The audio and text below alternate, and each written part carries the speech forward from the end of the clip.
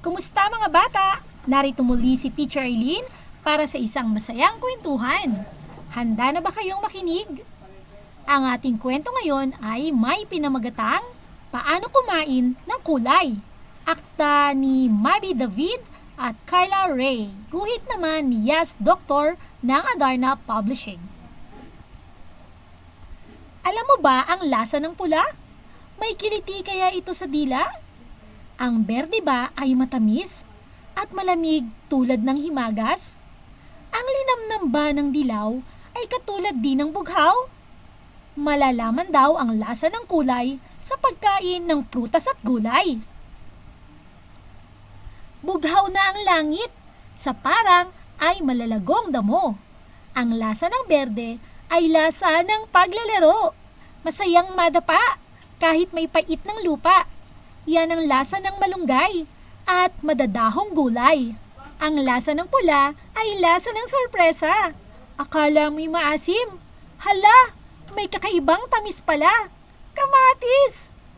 Walang laman, puro buto. Nakatago ang sarap dito. Paayap! At kubli sa apoy niyang hugis, isang malamig na himagas.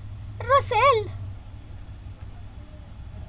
Ang lasa ng dilaw ay sikat ng araw. Naghahari tulad ng pinya. Sagana tulad ng tamis ng mangga. O kaya mais na maamo ang timpla.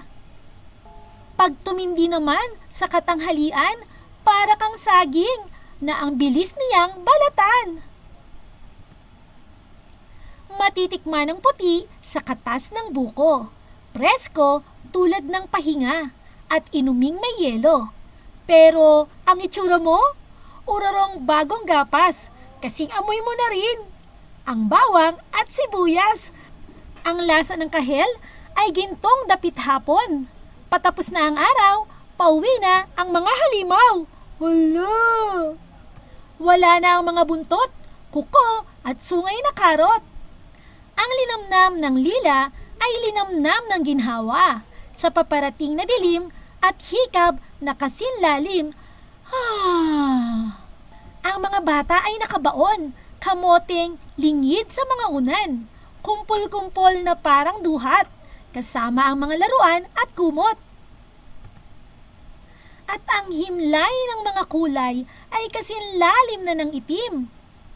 Bukas ulit ha, isang bagong simula, dahil ang mundo'y masaya't makulay sa pagkain ng maraming prutas at gulay. At dyan nagtatapos ang ating kwento. O, paano nga ba kumain ng kulay? Sabi sa kwento, ang pagkain ng kulay ay parang pagkain ng gulay at prutas.